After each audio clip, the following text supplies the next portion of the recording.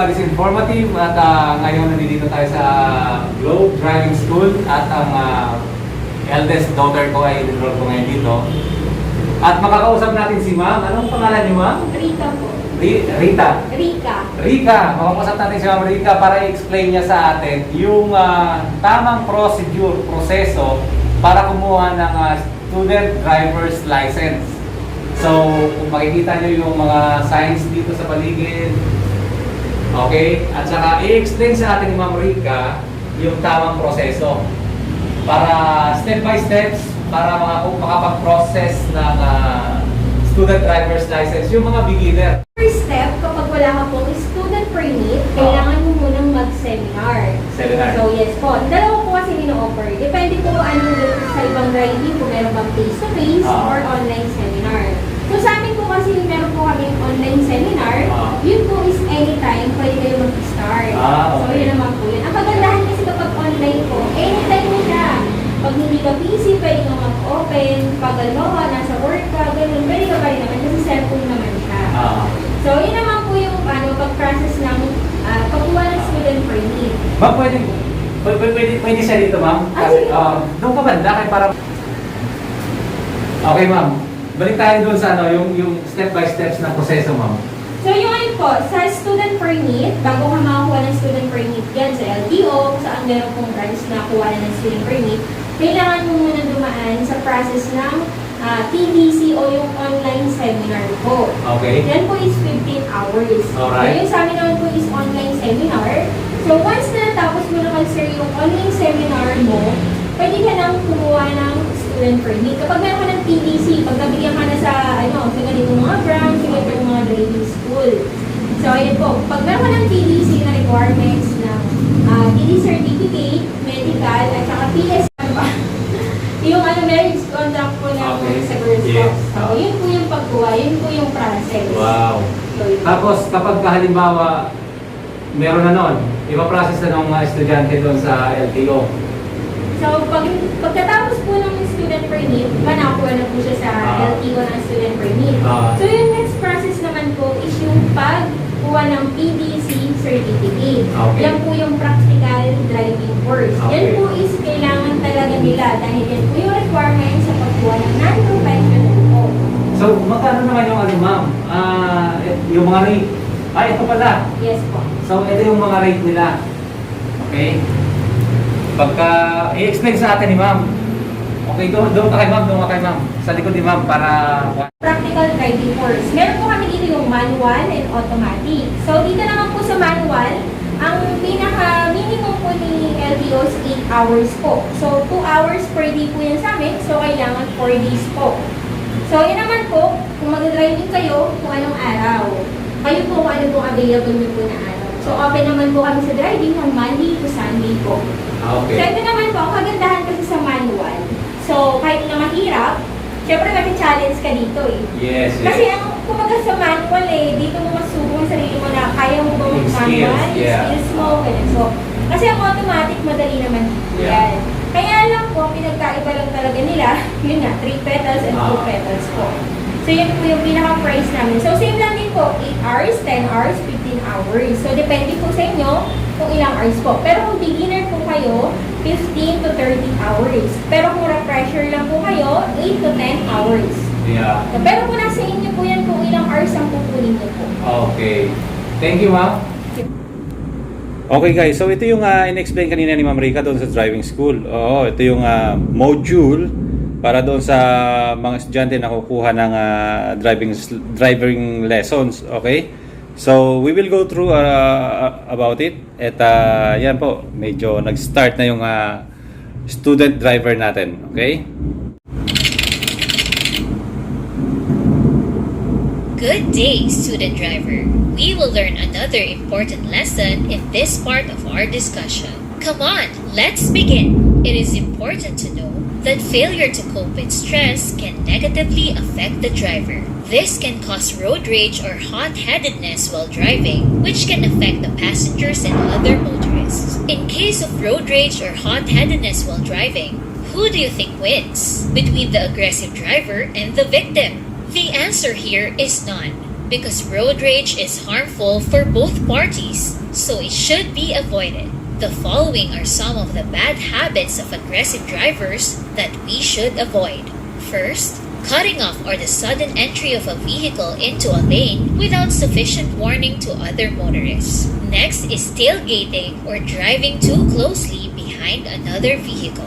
Also, hand gestures that are unpleasant to other motorists. Another is slow driving of a vehicle in the left lane that can cause slow movement of traffic and may distract other motorists. Next is the excessive blowing of horn that can annoy other motorists. And finally, fighting with another motorist as a result of a dispute over a parking space. Now let's find out the possible effects of these bad habits related to aggressive driving so you can further avoid it. Cutting off is when a certain vehicle fails to provide a clear signal to other motorists regarding his intention to change lanes. It can also cause the driver not to check whether changing lanes is safe at the moment. Tailgating, on the other hand, occurs when a safe distance from the oncoming vehicle is not maintained. This can cause inconvenience and worry for the driver of the vehicle in front. Remember that hand gestures often speak louder than words. Unpleasant hand gestures towards other motorists while on the road can cause arguments or misunderstandings.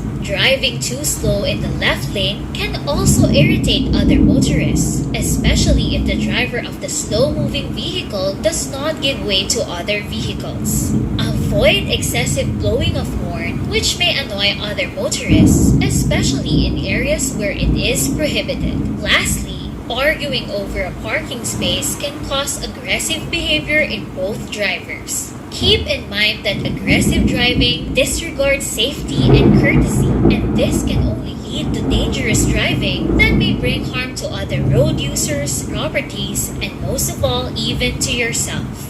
And that ends our discussion on aggressive driving.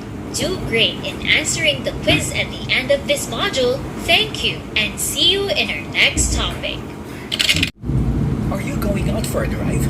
But wait, before driving, have you checked the blow baguettes? A good day to you, student driver. For this topic, we will discuss blow baguettes. This is an acronym for easy recall of the pre-trip vehicle inspection you need to do before traveling. Blow baguettes means B for battery, L for lights, O for oil, W B for brakes, A for accessories, G for gas, E for electrical, T for tires, and S for cell. This way, you can ensure that your vehicle is in good condition and your trip will be hassle-free. Follow these steps to thoroughly inspect your vehicle before using it on the road. Let's discuss this one by one. B for battery. Frequent on and off or use of your vehicle can cause your battery to discharge quickly.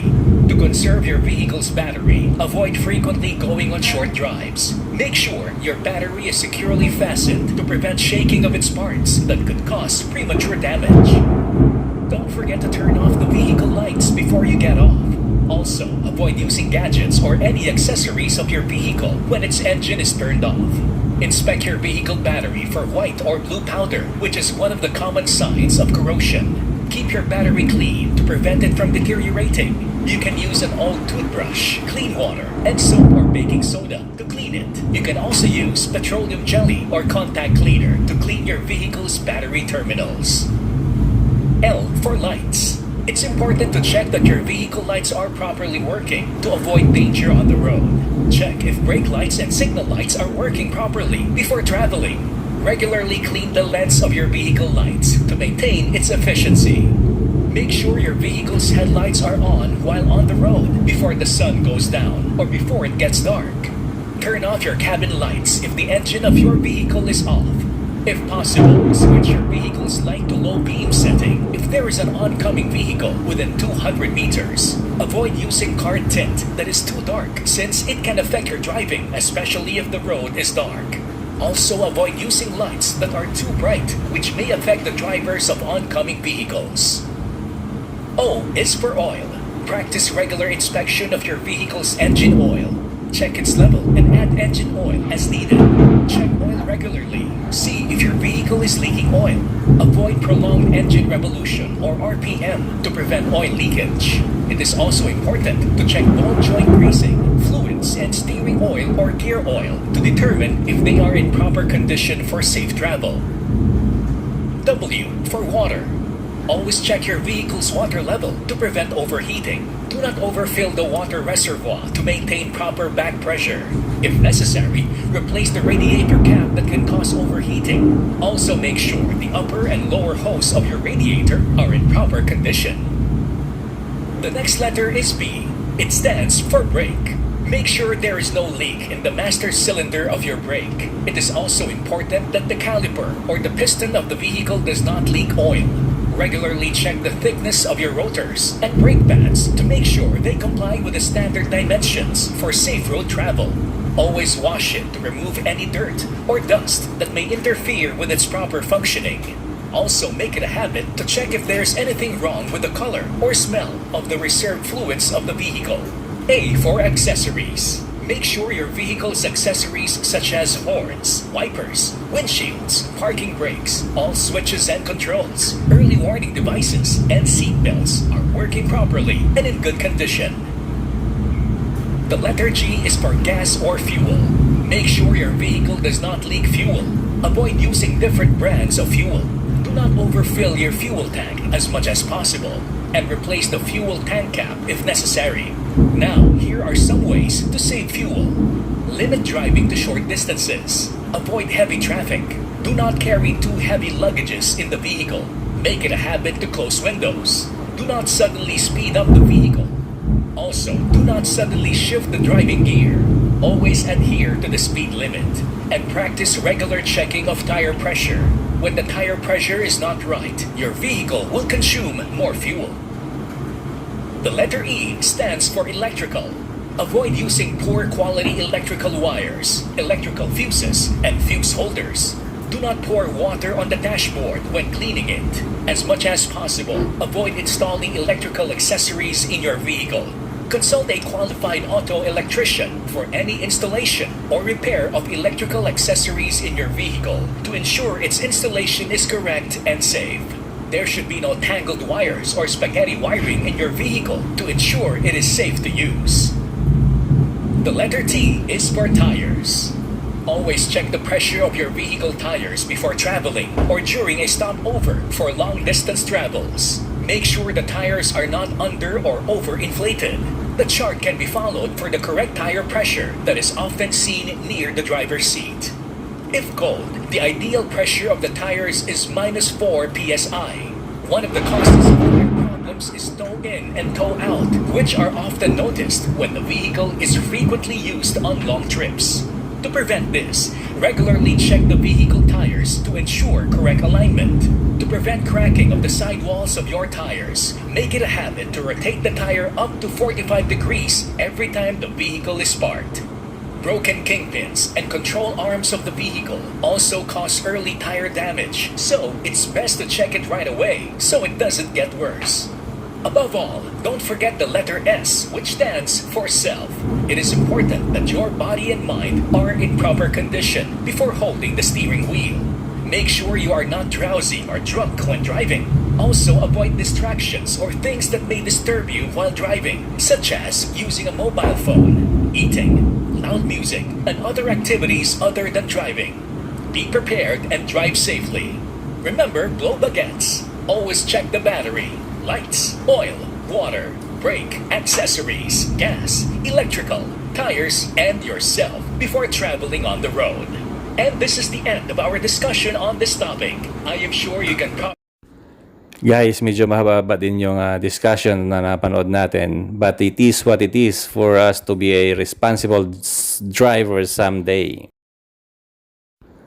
So, this is it. Time now for the examination of this student driver. At if you can notice, guys, there is a time limit in every question. Again, there is a time limit in every question dito sa exams nila. Okay, so good luck, girl. Keep it up. Okay, guys, so let's proceed to step 2, which is we're going to Land Transportation Office to process her student driver's license. So guys, dito talagang pipila ka ng napakahaba at magtiyatsaga ka talaga. No pain, no gain talaga ang labanan dito sa pagkuha ng student driver's license, okay? Okay guys, after we process the student driver's license dito sa Land Transportation Office, we will proceed to the actual driving lesson. Okay, that's the next step. So guys, ito yung student driver permit. So guys, this is the car that the student driver will use for today. And yeah, good luck sa driving lessons mo. Okay?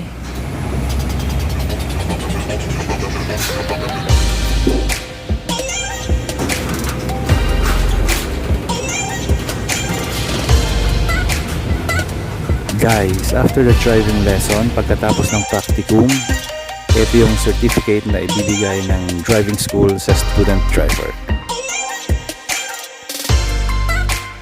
Have a safe and pleasant journey sa lahat ng mga nanonood ngayon at may planong kumuha ng driver's license. Dadaan muna kayo sa pagiging student driver.